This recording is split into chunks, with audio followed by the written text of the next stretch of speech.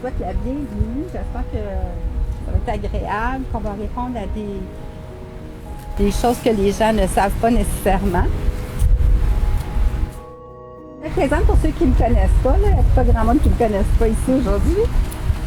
Alors, Suzanne Joanne Labrie, artiste peintre, investigatrice, observatrice et nouvellement auteure. J'ai fait quelques escapades ici et là pour des raisons professionnelles, autant au niveau de ma formation que de mes premiers essais professionnels en mode. J'ai travaillé à New York comme je faisais de l'espionnage industriel ici en tant que dessinatrice de mode. Fait que j'ai toujours été dans l'enquête, dans la recherche, dans le besoin de savoir. Et quand on veut savoir, on apprend beaucoup de choses. Moi, j'ai beaucoup aussi voyagé pour mes recherches, pour un travail sur moi. Au départ, c'était pour aller dans mes peurs. Je ne sais pas s'il y en a qui ont commencé à lire le livre. J'avais vraiment ce besoin de comprendre qu'est-ce qui était la peur, qu'est-ce qui meublait ça. Et quand on s'en va dans un voyage comme ça, ben on est à l'aventure, puis il y a toutes sortes de choses qui se révèlent et ils s'en révèlent encore aujourd'hui. J'ai commencé ça, les premiers voyages d'investigation en 97. Alors j'ai fait beaucoup de voyages en Amérique du Nord, dans les Antilles, en Europe. Beaucoup de voyages m'ont emmené dans les quêtes que j'avais besoin dans mes recherches, que certains ont peut-être pu voir dans le livre, là. Ça donnait toujours que j'étais au bon moment.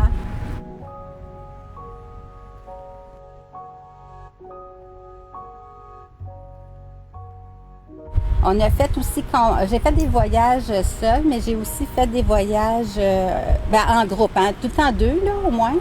Puis après ça, on a fait Compostelle avec certains d'entre vous en deux parties. Et on est toujours en train de travailler sur un paquet de choses. J'ai voulu, à un moment donné, par mes cours de dessin, inévitablement, les gens me posaient des questions sur l'observation. Et d'une chose à l'autre, ce qui était une symbolique iconographique par le dessin, ben, c'est devenu des explications de plus en plus nécessaires pour comprendre pourquoi la vie se présentait, par exemple, de telle ou telle façon. Fait qu'on a transité du dessin à la compréhension du comportement humain. Fait qu'aujourd'hui, je m'en viens vous parler de mon livre, parce que c'est tout un secret, ce livre-là. Parce que c'est sûr qu'au départ, le livre, il y a un côté premier, comme un livre. Des pages, des termes, des mots, des dessins. Moi, j'ai rajouté des dessins.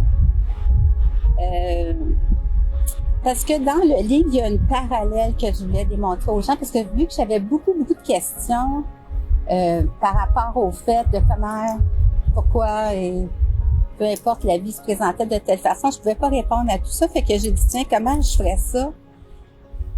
Qu'est-ce que je ferais bien avec ça? Et l'énergie m'a entendue et j'ai été inspirée pour écrire un livre.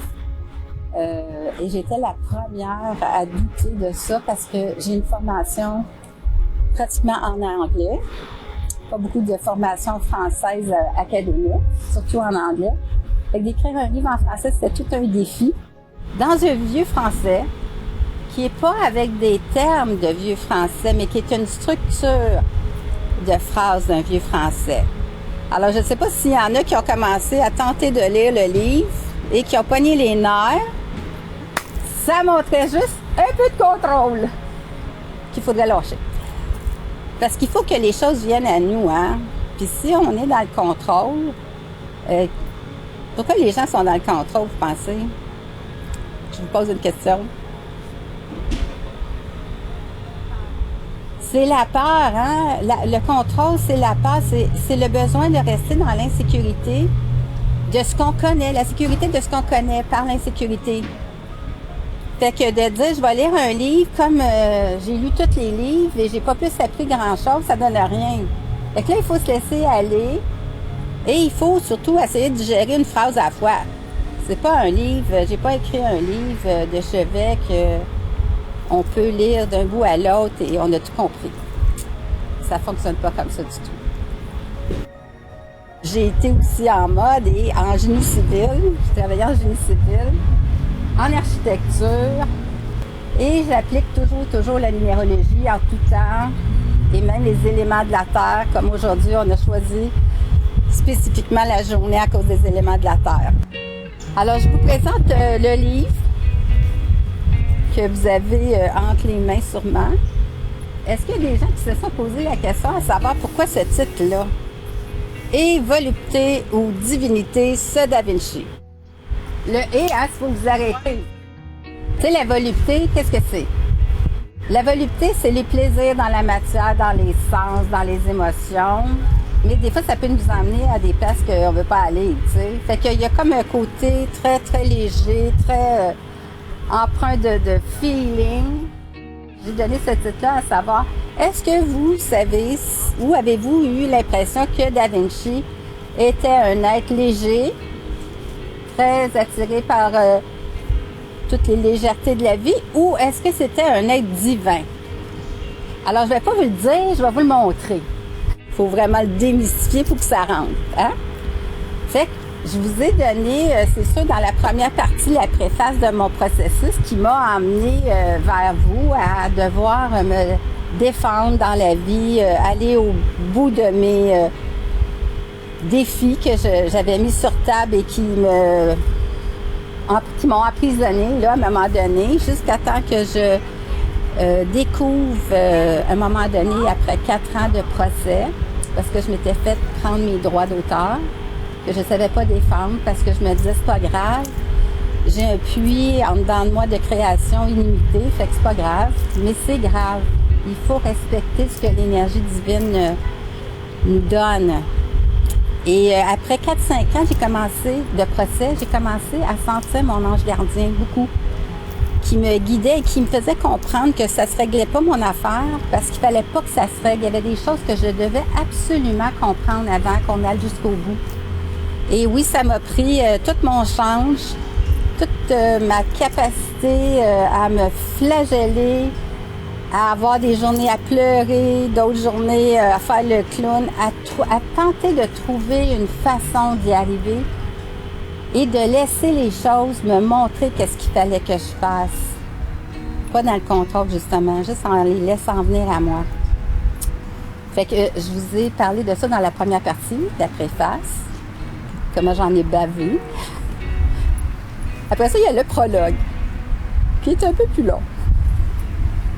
Parce que là, moi, je me suis toujours questionnée toute ma vie à savoir pourquoi ci, pourquoi ça, tu sais.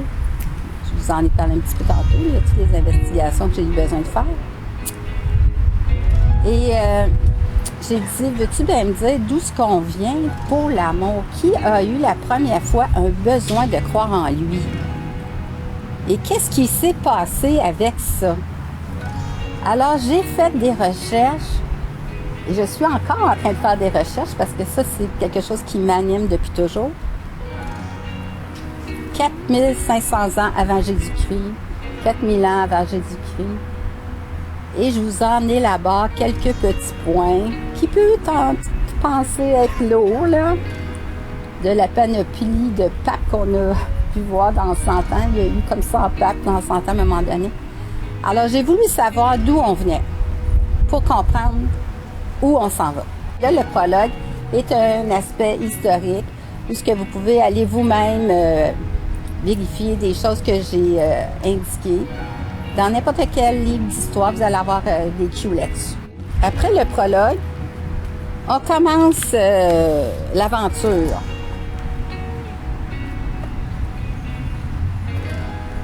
Est-ce que vous savez comment un être humain peut savoir qu'est-ce qui l'habite? On ne réagit pas toutes ces mêmes affaires. Hein? On n'est pas heureux sur les mêmes choses. On n'est pas malheureux sur les mêmes choses. Ça nous identifie spécifiquement un besoin d'équilibre, de chercher un équilibre par les déséquilibres qu'on trouve. Fait que dans la première partie du récit, où ce que je vous raconte l'histoire qui est très simpliste, je dirais, on a un exemple des alarmes ou des équilibres qui nous parlent de nous. Fait que vous avez une petite partie qui parle des alarmes ou des équilibres. Ensuite de ça, on s'en va dans le livre La révélation du moi. Ça vous dit quelque chose, la révélation du moi? On a déjà entendu parler de ça en psychologie, là, Freud, le moi, mais c'est pas ça du tout, là. C'est un moi plus proche de l'humain par rapport à qu'est-ce que tu aimes, qu'est-ce qui t'attire, qu'est-ce qui te parle, qu'est-ce qui sort de toi. Comme moi, je suis un artiste. Moi, j'ai toujours su que j'étais un artiste. Mais quelle sorte d'artiste, ça, je ne savais pas encore. Le moi, la révélation du moi dans le livre, on a quelques exemples de petits personnages qui nous parlent de comment eux, chacun d'eux, voit les choses. La révélation du soi, c'est justement, moi, j'en connais des artistes, je ne sais pas si vous en connaissez, hein, dans le domaine de la musique, de la littérature, des arts visuels. C'est pas tout le monde qui était, par exemple, Beethoven, hein? C'est pas tout le monde qui était Mozart, c'est pas tout le monde qui était Kandinsky, je ne sais pas si vous connaissez, ou Picasso. Il y a eu une révélation du soi. La personne a cru en elle, elle s'est laissée émerger plus profondément. Fait que je vous donne un petit exemple dans le livre de la révélation du soi. En tant qu'artiste et en suivant mon chemin, si vous m'auriez demandé il y a 25-30 ans si j'aurais été ici aujourd'hui, je vous aurais dit pas du tout, absolument pas. Et quand j'ai commencé à être beaucoup demandée pour enseigner, je voulais pas non plus. J'étais un ermite. J'ai toujours eu ce tempérament d'ermite. C'est pas facile pour moi de parler, même si ça a l'air simple, là. J'aime beaucoup l'introspection, l'intériorisation, le silence, le recueillement, la méditation. C'est pour ça que j'ai fait autant de pèlerinages. Fait que non, j'aurais jamais pensé que l'artiste en moi, qui a toujours été dans une figuration spirituelle et quand même mystique, parce que c'est la recherche de l'intérieur, aurait eu un jour à partager les choses parce que les gens me demandaient « Veux-tu m'expliquer pourquoi on dessine de telle façon? » Et juste pour vous donner un exemple, c'est la première fois que je me battais avec moi-même pour enseigner, là. Il avait trouvé un groupe de 12. Là, quelqu'un me demande pourquoi qu'elle n'arrivait pas à faire une ligne droite. Fait que moi, tout bonnement, j'ai dit « Fais-moi-en une ». Fait qu'elle m'en fait une. Mais elle, comme moi, on ne s'attend pas à la réponse, là. Parce que je ne les ai jamais partagé, les choses avant. Là, elle m'en fait une, mais j'ai dit, faudrait que tu règles tes affaires émotionnelles avant, puis ça va venir. Hey, la classe, la moitié. Pas le premier cours, ça c'était. Fait que ça a été beaucoup des révélations comme ça pendant les cours, pendant le processus qui m'a emmené à devoir plus me révéler en tant qu'artiste spécifique dans le comportement humain que j'ai beaucoup observé, que j'observe toujours. J'ai voulu donner un exemple là-dessus. Fait que là, vous avez une petite partie sur la révélation du soi. Et la dernière partie, parce que j'ai aussi partagé beaucoup dans les écoles primaires des alentours, l'entrée scolaire la plus flamboyante que j'ai jamais connue. Alors, il y a des petits enseignements qui sont partagés dans les écrits et qui sont élémentaires, je dirais, mais tellement essentiels parce que c'est comme une sorte de clé de voûte qu'on rouvre et qu'on peut davantage trouver l'harmonie en réglant les choses. Le fun s'en vient, ça c'est vraiment simple. Puis j'ai une question. Aujourd'hui, un recommencement d'équilibre pour la perfection de l'idéal, septembre 2021. Si c'est dans la vérité, c'est dans l'amour. 2, avec une conciliation. Numérologie, je vais vous la lire. Devons-nous écouter davantage notre cœur, nos pensées, ou faire l'harmonie entre les deux? Hey, c'est pas une question, il y en a 3. Comment évaluer l'écoute qu'on doit avoir de notre être? Alors, la première question. Devons-nous écouter davantage notre cœur? Ben oui, mais tu sais, moi, j'observe beaucoup les gens qui disent « Ah, j'aime telle chose, et j'aime telle chose, et j'aime telle chose. » Et là, je les observe, puis ils se connaissent pas. Comment on peut aimer sans se connaître? Ça vient pas de nous. Si on est attiré par des choses qui viennent pas de nous, c'est qu'on est influencé. Et ça, c'est dommage. Parce que la vraie personne en nous, comment on va faire pour la démystifier si on laisse l'environnement nous déranger? Fait qu'il faut vraiment prendre le temps de s'investiguer, de chercher pourquoi qu'on a eu telle affaire, pourquoi qu'on a telle chose, pourquoi qu'on n'aime pas telle chose, pourquoi qu'on a de la misère avec telle affaire. Fait qu'aimer, c'est toute une job, hein? Parce que si on regarde le Christ qui nous a donné des enseignements d'amour, aujourd'hui, on en est encore 2000 ans plus loin à tout apprendre. Il n'y a pas grand-chose qui est encore mis en force. Fait que oui, il faut apprendre à s'aimer, mais s'aimer, apprendre à écouter notre cœur, c'est pas juste dans les choses qui nous font plaisir. C'est souvent dans la souffrance qu'on va découvrir l'amour. C'est assez bizarre, hein? Mais c'est comme ça. Alors, on dit ici la question, devons-nous écouter davantage nos pensées? Bien, ça, là, il faut aussi faire attention parce que juste en méditation, quand le petit hamster qui parle, là, m'a dit une affaire que là, tu relaxes pas. Et c'est pas toujours des pensées positives ou ben non, il y a, comme tu dis, 12 tiroirs qui s'ouvrent en même temps, comme Dali a peint. Fait que la pensée, souvent, quand il y a un tiroir qui s'ouvre, de mon expérience, moi je vous parle de ce que moi je connais, que je prends, c'est qu'on vous dit, il faudrait que tu règles ça.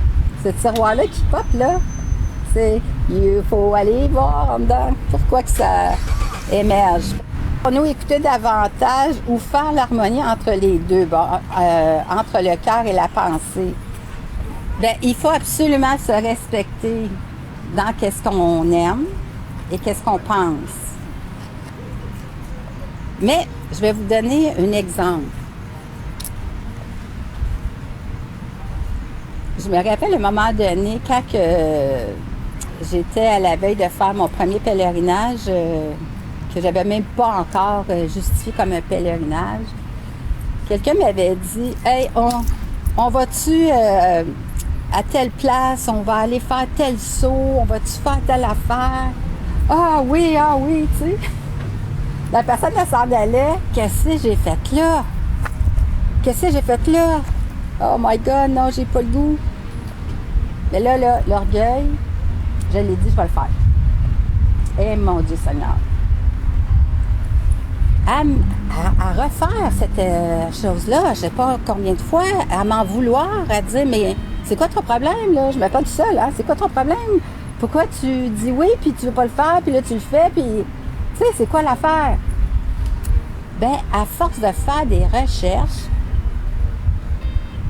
je fais le lien, à un moment donné, que ma mère, quand elle est venue pour m'accoucher, a jamais là.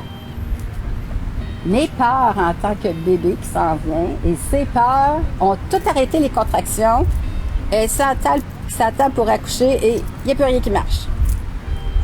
Et là, je réalise que c'est le médecin qui a dû l'accoucher et qui a sorti les forceps à Wellington, moi.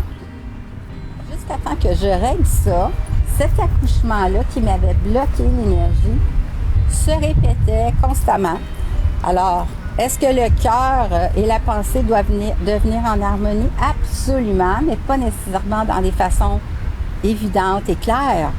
Il faut des fois comprendre, aller chercher quelle énergie on a engagée de notre naissance, de, par exemple, la grossesse de notre mère, de qu'est-ce qui se passe à ce moment-là, et on a des réponses, et il faut simplement les appliquer.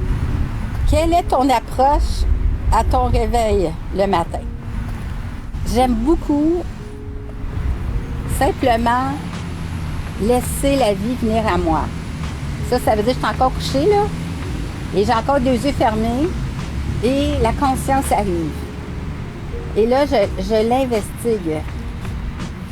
Pourquoi j'ai telle pensée? Pareil comme s'il fallait que je laisse la matière s'imprégner de moi. Et après ça, ben, je regarde comment je réagis à tout. Par exemple, puis ça me dit tellement de choses sur qu'est-ce qui s'en vient dans ma journée. Vous pouvez pas imaginer comment je canalise le matin comme ça parce que je suis pas en train de gérer des pensées, je suis juste en train de m'observer. Si par exemple, j'échappe quelque chose, là ça me dit « Hey Suzanne, il va falloir que tu te watches là. Tu manques de dextérité, tu manques... » Je ne sais pas, moi, les choses tombent facilement. Là, je me dis « Wow, il faut que je me surveille. » Et si ça coule facilement, ça m'avertit que ma journée va être plus fluide.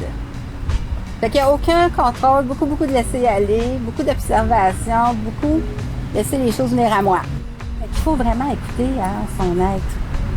C'est très, très révélateur. Alors, combien j'ai pris d'années pour les recherches et le travail pour l'écriture de mon livre? Consciemment, je dirais possiblement une 20aine d'années. Inconsciemment, plus les choses se façonnent, plus les choses se révèlent à moi, je vous dirais que c'est vraiment une mission de vie, d'âme, parce que tout ce qui a été même avant était absolument à se disposer pour cette écriture-là.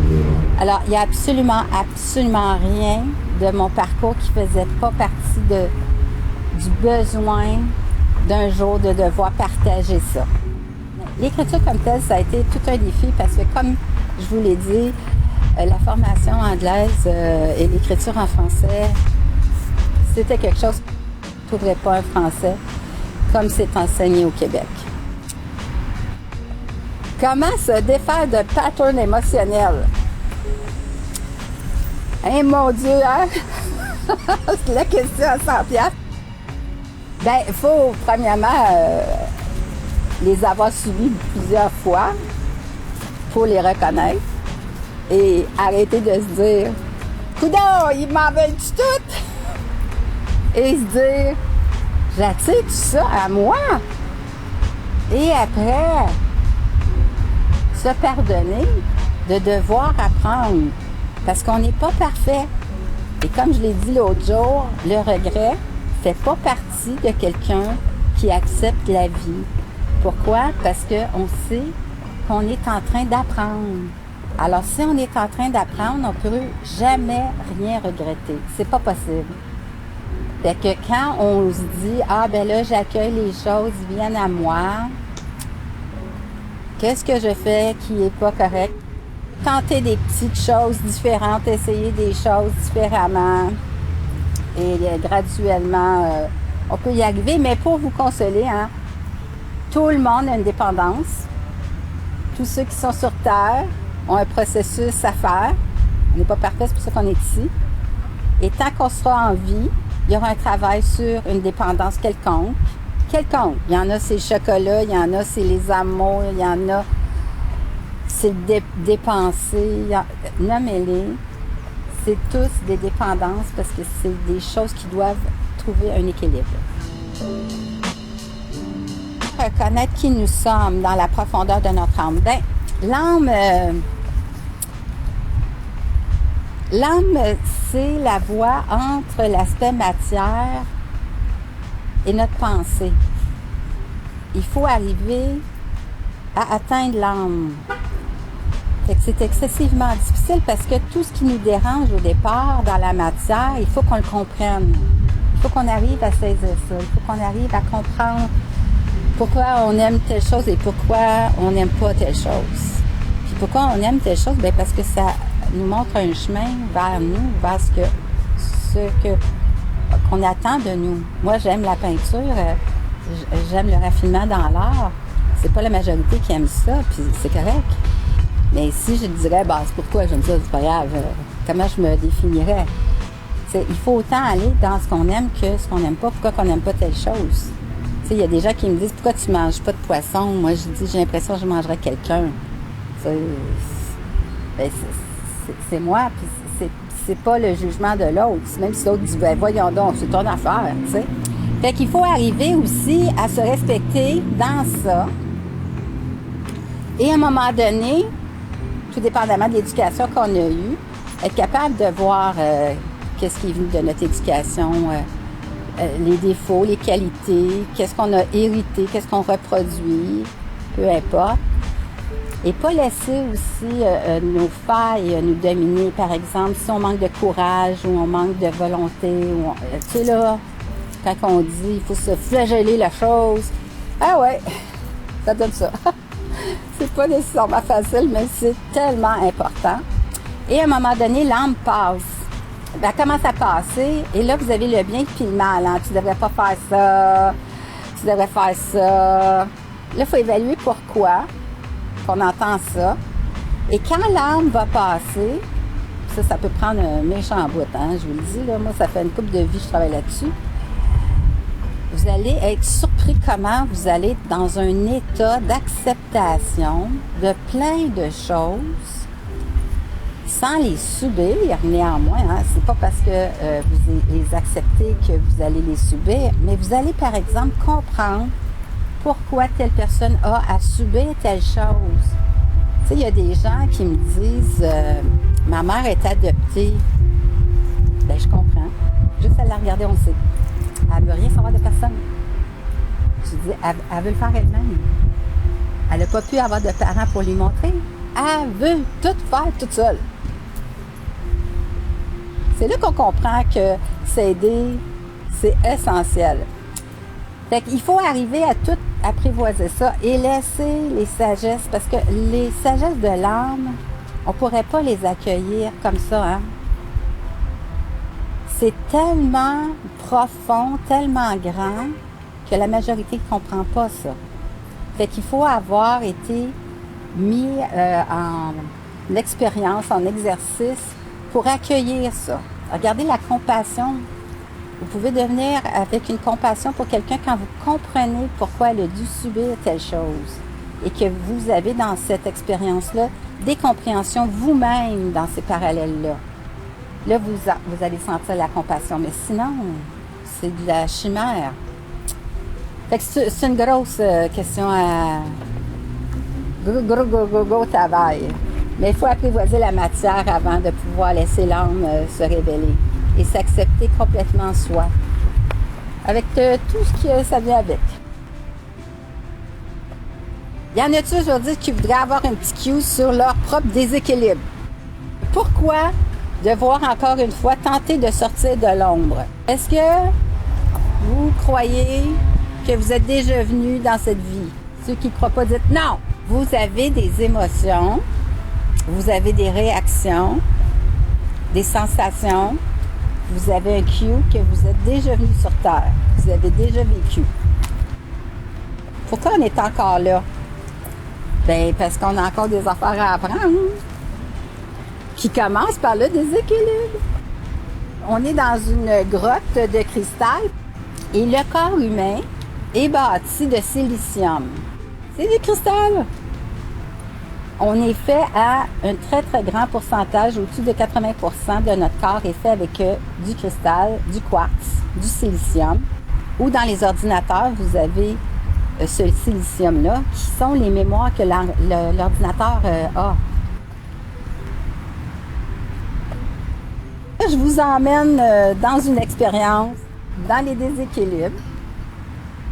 Vous pouvez noter votre page, hein, vous avez une partie avec des lignes là, pour inscrire vos choses. Et là, pigez la page 195. On va faire une petite numérologie.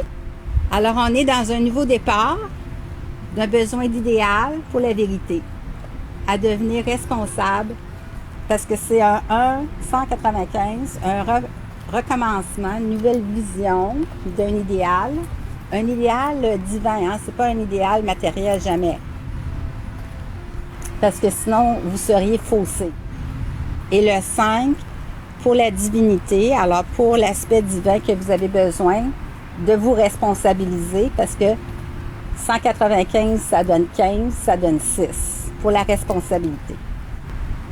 Fait qu'elle a pigé dans le mouvement de la vie, qui est aussi celui de l'apprentissage. J'aurai impérativement besoin de m'investir pour le besoin de me découvrir et de me connaître en relation sincère, profonde et plus intégrée pour que tout s'imbrique en moi réellement, s'ajustant pour m'envoyer d'une fois à l'autre ce qui me manque de ce que la conscience en moi détecte de mes choix et de mes interventions, etc. Ça dit que vous devez absolument, pour être dans la vie, devenir conscient du besoin d'apprentissage, du besoin d'approfondir, d'apprendre, de vous investir pour arriver à vous découvrir et vraiment atteindre une sincère profondeur avec vous, une relation profonde. Vous devez, les amis, être en premier votre meilleur ami. Vous devez être votre meilleur ami. Quand ça va pas bien une journée, là, faut vous poser la question absolument pourquoi je me la fais aussi dure aujourd'hui. Qu'est-ce qui se passe? C'est impératif. Vous devez développer une profondeur avec vous-même et intégrer ça. Pourquoi? Pourquoi des fois, comme je vous ai dit tantôt, quand je disais toujours oui à des choses, puis après j'étais fâchée là, d'avoir dit oui. Et c'était finalement comment j'étais venue au monde, avec réticence et retenue. Et on me dit, ah ouais, vas-y, une conscience en vous, votre âme. Et vous allez pouvoir faire ça à partir de vos choix et toutes vos interventions. Fait qu'il faut vraiment être fidèle à soi-même, pas se laisser influencer. Les autres ont leur opinion, ont leurs besoins. Vous devez connaître les vôtres. Super, votre pige. Vous avez le goût de découvrir la révélation du soi. Page 202. On a dit qu'ici, il y a eu beaucoup de dualité dans ta vie. 202. Et que tu dois arriver à concilier ça. Et tu peux arriver à le faire avec ta protection divine, parce qu'il y a un zéro, qui est l'infini. Et si tu arrives à te disposer à cette ouverture-là, tu vas apprendre des choses dans une dimension incroyable, parce que là, tu as encore un 2, où il va y avoir des détails du 4 que tu vas devoir absolument tenir compte pour trouver l'équilibre dans tout ça.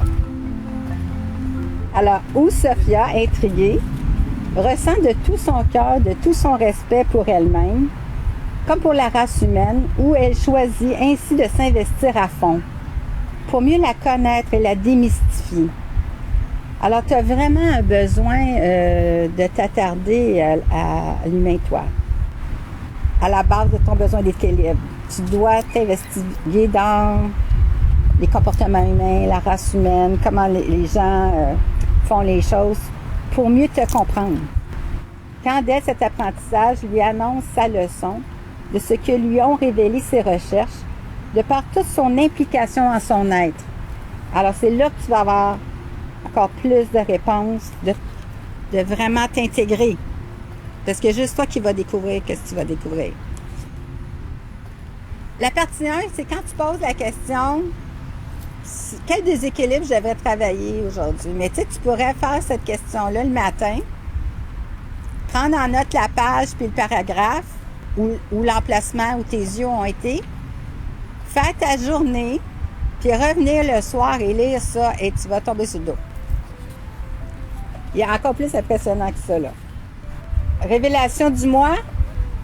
Encore dans le premier cahier, deuxième partie, les révélations à la grotte de cristal. À la visite de la grotte de cristal, la révélation du mois. Alors, qu'est-ce que je dois découvrir de moi? 216.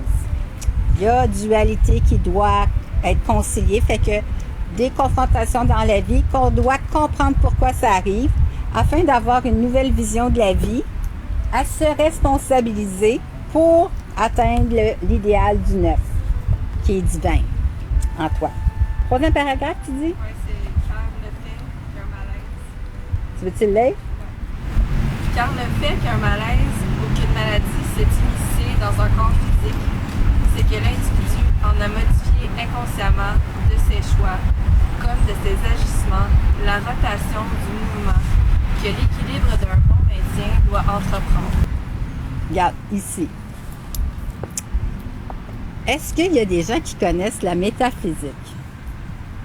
La métaphysique a été inventée par les philosophes grecs avant Jésus-Christ. Ça fait-tu longtemps? Ça fait un petit bout. La métaphysique est quoi? Et que votre corps vous parle.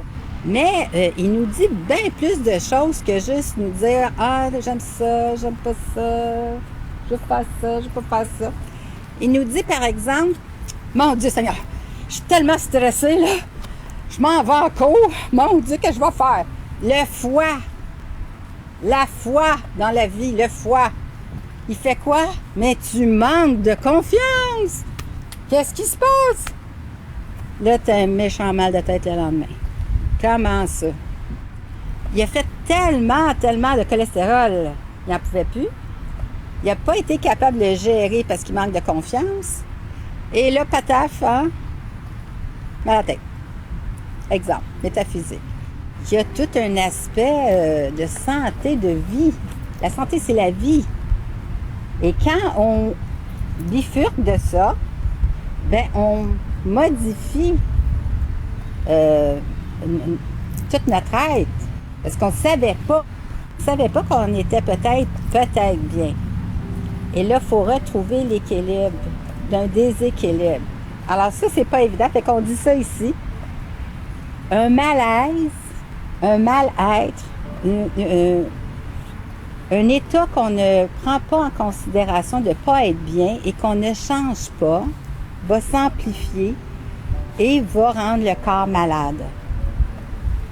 Et là, après, c'est pas de dire je vais mettre une pilule ou un plaster. Il faut se questionner. Est-ce que ce corps, cet outil est d'importance? Peut-être des fois faire une méditation, puis laisser les choses venir à soi et voir où on a implanté un déséquilibre. Et on va sûrement avoir les solutions. Et tout tourne alentour de nos choix, de nos agissements, de l'équilibre, de maintenir cet équilibre-là. On ne doit pas prendre la vie pour acquis. Alors là, on avait la révélation du moi, fait que le moi est difficile de se révéler si on l'a laissé perturber par des influences extérieures. Fait qu'il faut revenir à un équilibre pour se retrouver. C'est un travail quand même. Est-ce qu'il y en a qui voudraient aller voir la révélation du soi? Grotte de cristal, la révélation du soi. Alors 254, vous aussi, hein, le 2, c'est toujours, ça commence toujours par l'aspect matière. Hein. Quand on est avec soi, on n'a jamais de problème. Hein, on ne chicane pas nécessairement tout seul. Mais quand on est confronté avec une autre personne, on dit « Comment ça tu penses de même? Comment ça tu vois ça de même? » Fait qu'il y a une dualité qui est inévitable pour apprendre autre chose qu'on n'avait pas vu venir. Et c'est tout à fait sain et normal. Mais il faut devenir en paix avec ça et il faut aussi apprendre à se respecter à travers ça. Ça veut dire que c'est pas parce que l'autre a telle ou telle position, telle ou telle chose, façon de faire dans la vie qu'on doit pencher pour ça, mais ça veut pas dire non plus que qu'est-ce qu'on apprendrait ne viendrait pas nous aider. C'est fait qu'il y a une confrontation qui doit être démystifiée pour trouver un aspect loyal, sinon l'inverse. Hein? Parce que on peut apprendre de dire « Ah ben je me suis pas écoutée, j'ai suivi l'autre, puis là, je me suis fait taper dessus. » Fait que notre 5 serait « On a été déloyal envers nous. » Et là, on a appris et on a changé notre optique. Alors, on s'est respecté dans la divinité, le 5 positif. Et le 4 dit que vous devez absolument vous attarder aux détails. Alors, ça fait un 7. 2 plus 5, ça fait 7. Vous devez absolument avoir une ouverture d'analyse. Sinon, vous vous entourez dans une tour d'ivoire. Ça veut dire que les gens gèrent toutes les choses à leur façon et s'ouvrent pas vers l'extérieur, ce qui est pas sain. Fait que si vous avez une ouverture de comprendre, vous allez avoir des réponses à n'importe quoi. Comme aujourd'hui, on parle, on a des philosophies qui peuvent être divergentes. Il faut juste y réfléchir. Peut-être ça va vous emmener ailleurs, peu importe. Mais pas s'isoler à dire ça doit être de même, ça doit être de même. Tu sais. Ça serait s'entourer dans une tour d'ivoire qui serait malsaine. 7 plus 4, 11. 1, qui est l'enseignant, mais pas un enseignement 29-11, un enseignant de je vois quelque chose, j'en apprends quelque chose. Je revois autre chose. Un 11 où on a une répétition d'apprentissage à assimiler. Oups! Mais, qu'est-ce que c'est encore? On dit une vrille multicolore qui tourne très vite. Fait que vous devez apprendre beaucoup de choses. Vos chakras sont tous actionnés. C'est la vie, hein, les couleurs. Les couleurs, c'est la chaleur, l'énergie, la vitalité. C'est excellent. Qui émanent toutes sortes de couleurs lumineuses. Ici, on vous dit que vous avez plein de choses qui émanent en vous, qui vibrent en vous, parce que chacun des chakras a une couleur différente, fait que ça vient résonner des choses. Ça vous donne une vitalité. Et là, on dit, je vois surtout du vert émeraude. Et la couleur du cœur, le vert, la guérison, une immense masse, une grosse forme allongée, vert émeraude, qui tournoie sur elle-même, à la verticale. Mon Dieu, c'est plein de guérison ici. Une forme géométrique allongée en 3 dimensions, d'un vert émeraude profond et à la fois d'une translucidité tellement pure, oui, parce que c'est l'amour, qui ressemble à une structure comme un genre un arbre de vie vert émeraude, qui réfléchit dans toute son intensité, profond reflet d'un beau bleu indigo. Hein, le bleu, c'est l'énergie de la gorge. Alors, la communication, le partage, et de son intérieur, de petits éclats lumineux, d'un doux rose poudre. Parce que vous savez que dans le chakra du cœur, qui est vert et mauve, il y a des parties qui sont roses, un rose poudre. Pourquoi? Parce que vous devez apprendre à vous aimer. C'est le quartz rose. Et il y a aussi dans le chakra du cœur des petites parties d'ivoire et d'or. Pourquoi on parle de sagesse dans l'ivoire? C'est des choses qu'on ne peut pas démentir, les sagesses de vérité. Et la dorure, l'or, c'est votre divinité qui s'est déployée par votre choix. Alors, d'un ton très, très tendre qui scintille, parsemé de lumière dorée, entremêlée d'une blancheur, d'une intense luminosité, d'un blanc incandescent qui n'affecte nullement nos yeux. Pourtant, d'une telle blancheur, parle de l'énergie divine. Vous avez eu un petit aperçu ici de comment jaser avec vous-même. On a encore un pourquoi. Alors, pourquoi l'amour comme la vérité sont les plus belles choses qui soient? Parce qu'il n'y a rien de plus vrai, il n'y a rien de plus sain, il n'y a rien de plus énergique, vivant que l'amour. Dernière partie, vous avez les enseignements. Ça, je vais vous laisser ça. Et si jamais vous voulez avoir vraiment un suivi personnel, là, vous tenez un petit agenda à côté de votre lit, là, avec un crayon, et vous demandez à votre ange gardien de quoi sera faite ma journée. Et vous allez tomber sur le dos et vous allez voir comment la guidance est à côté de vous. Et je vous laisse aussi savoir, avant de conclure, que si jamais vous avez des événements ou des gens qui veulent avoir une sorte d'après-midi comme ça, on est capable de se déplacer, de faire des arrangements pour faire connaître cette vision du livre et de la vie. Merci.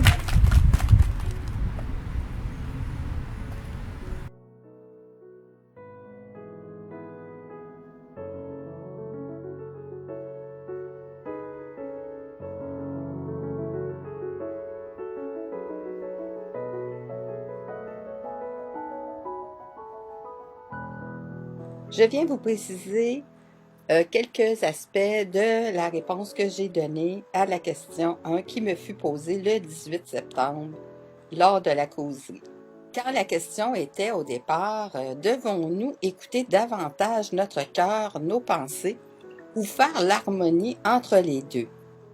Alors j'ajouterai à ça quelques précisions pour, espérons-le, faire en sorte que plusieurs puissent en bénéficier. Dans ma réponse initiale, j'ai parlé du besoin de devoir pour commencer si l'on souhaite écouter notre cœur, par le besoin justement de s'investir. Alors prendre le temps de se consacrer du temps pour éventuellement soulever des points, des parallèles, des événements qui dans nos vies se répètent et répètent et répètent encore. Effectivement, qu'il est bien davantage difficile de remarquer dans les beaux événements des enseignements, car l'émotion de joie nous embrouille la vision par la chose, la situation qui nous plaît et qui nous semble nous faire du bien. Elle répond par exemple à une attente. On entend des gens dire « Il était bien évident qu'on m'offre tel ou tel party, telle ou telle célébration, etc. J'avais tellement fait de choses pour eux. » Ici, c'est une tromperie, car l'action fut portée sur une attente de ce qui est soulevé, de ce qui a été recherché.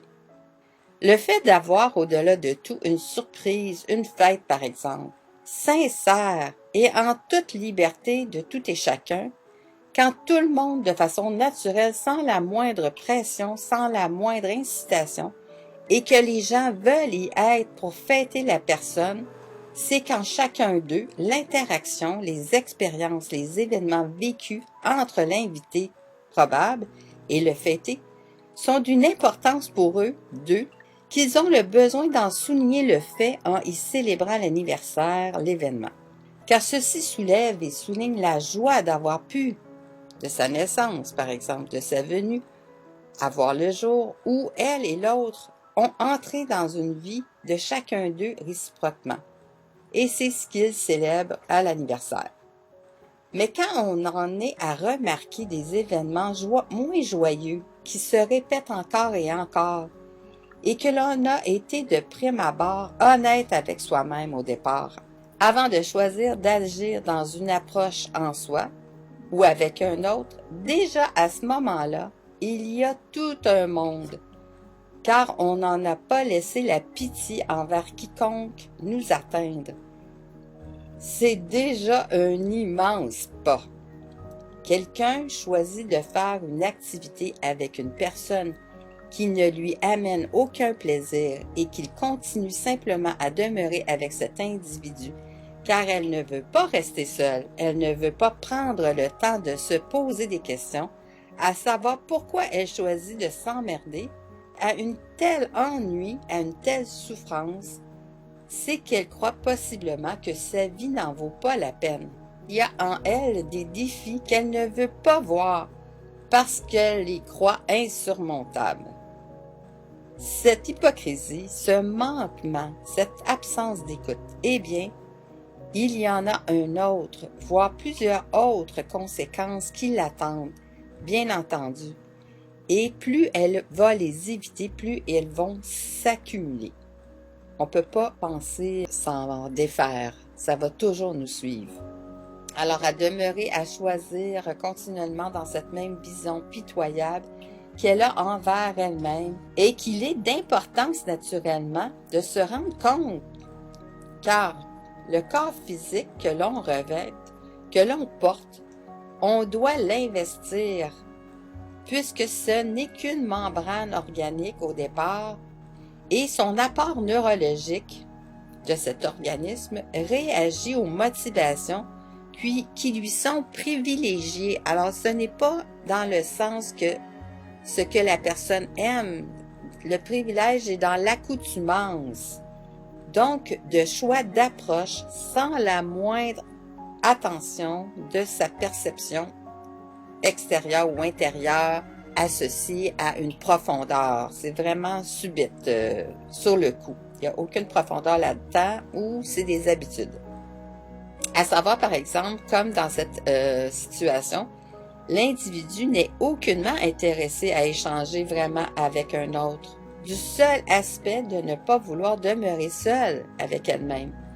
Elle n'amène absolument rien de nourrissant à son système neurologique, bien au contraire, car à la longue, elle nourrit aussi une autre conséquence dévastatrice, celle de son dégoût envers elle-même, de sa propre personne, de sa propre approche, d'un dénigrement, de son manque d'écoute, de son absence d'elle-même, du fait que bien qu'elle sait, dans le fait de savoir, s'ennuyer avec cette personne qu'elle dit prendre en pitié, camouflant le fait de se mentir à elle-même, à ne pas vouloir se faire face et s'investir en elle-même.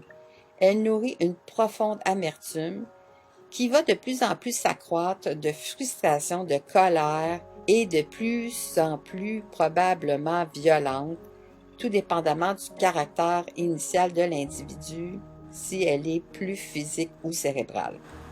Mais peu importe, les conséquences sont quand même dévastatrices. Et c'est bien évident que l'absence de la mémoire va se présenter de plus en plus par justement manque d'ouverture dans la mémoire, de manque d'assumer. Plus on va assumer, plus la mémoire va s'ouvrir, plus elle va prendre de l'ampleur. C'est un muscle aussi, cette énergie qui est stimulée par cette énergie, le muscle. Alors, s'aimer doit se faire sans l'influence extérieure, évidemment. Et bien sûr que le Christ est venu nous faire des enseignements, mais c'est à nous d'en développer tout le sens. Et pour l'instant, c'est pas ce qu'on perçoit autour de nous, avec tous les agissements que l'on peut remarquer, distinguer dans les agissements de manipulation, d'escroquerie, de mensonges, d'abus, de maladies ou autres. Et on en a une super exemple présentement dans notre situation sociale où les gens qui, justement, avaient pas le besoin de s'ouvrir vers l'extérieur, ben là, ils sont confinés à devoir regarder ce qui se passe en dedans. Alors, depuis à ma réponse du 18 septembre, j'avais mis une anomatopée, ce qui veut dire que j'avais fait à plusieurs reprises, j'avais soulevé que j'observais les gens et que j'en voyais qui me disaient « Ah, j'aime ceci, j'aime cela, j'aime telle chose et telle autre chose. » Bon, ce genre d'intérêt nous signale comment la personne est émotivement fragile, vulnérable à tout ce qui se retrouve autour d'elle de divertissant. Pour divertir sa personne, sa propre personne, qui ne lui est d'aucun intérêt. Et elle, comme un être qui arrive tout bonnement dans un magasin de jouets, ne se connaissant aucunement, est stimulée par ses émotions qui la guident, qui la motivent, qui l'incitent, soit par des couleurs, des formes, des odeurs, des sons, peu importe, mais tout ce qui est vraiment en surface, ou par l'image, la beauté, pareil comme un être qui vient tout bonnement arriver de sa première incarnation. Tous ses sens se déploient de son absence intérieure, toujours méconnue, par l'attrait mercantile de l'avidité de son manque d'implication, toujours aussi latent. Elle est toujours du monde de l'inconscience, de l'ignorance, que le réel potentiel de l'implication de l'expérience profonde et demandant de sa vie, par des interactions qui sont toujours pour elle inconnues, de ce que le privilège de sa naissance, du ici et maintenant, lui a soulevé, lui a donné, elle est complètement perdue devant ça, à dire qu'elle en a aucune espèce d'idée, il n'y a pas de déclic qui se fait. Alors, dans ces deux exemples, évidemment, ce n'est pas ni d'un côté ni de l'autre une façon de s'aimer, c'est bien le contraire, c'est plutôt, ce n'est pas non plus de saillir ou de la haine, c'est de l'absence. Et de cette absence-là, ben, la vie passe. et rien s'installe. Il faut vraiment être à l'écoute de nos pulsions pour vraiment évaluer si on mérite de faire telle ou telle chose.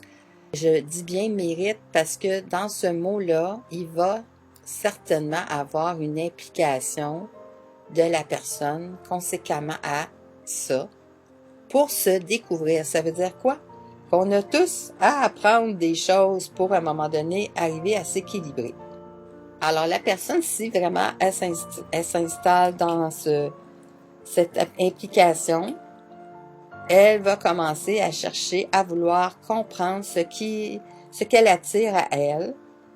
Et toutes ces nouvelles choses vont lui démontrer des nouvelles étapes pour des notions d'apprentissage qui l'attendent et qui lui demandent sa vision, son approche. Et on va aussi voir à travers ça, bien sûr, est-ce qu'elle va chercher une compensation en détournant le chemin ou est-ce que non, elle va aller directement à devoir prendre les choses en main et relever les défis pour mieux se bâtir et prendre de force et emprise dans sa vie, devenir plus confiant et développer son estime de soi.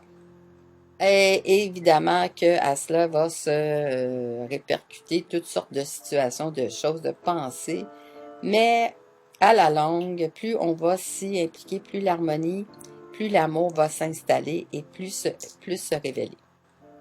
Alors, il est plus qu'évident que l'état qui en a motivé l'interaction avec les autres de ces individus en a été une initiale d'attente, de motivation recherchée, et que l'insatisfaction du besoin qu'on a pu voir dans cette question en a soulevé chez la personne la totale ignorance du vrai fondement de la vie, motivé par l'amour sincère et véridique qui est absent, mais bien plutôt par un contrôle cherchant à répondre à des idéaux factuels, à savoir quand on agit de cette manière, j'attends tel ou tel but de la manipulation qui est engagé par ce choix de vision, de réponse qui est attendu. Alors, voici les détails que je voulais vous amener à cette réponse que j'avais élaborée, mais peut-être pas assez dans un fondement d'implication. Et là-dessus, je vous souhaite bonne réflexion et à la prochaine.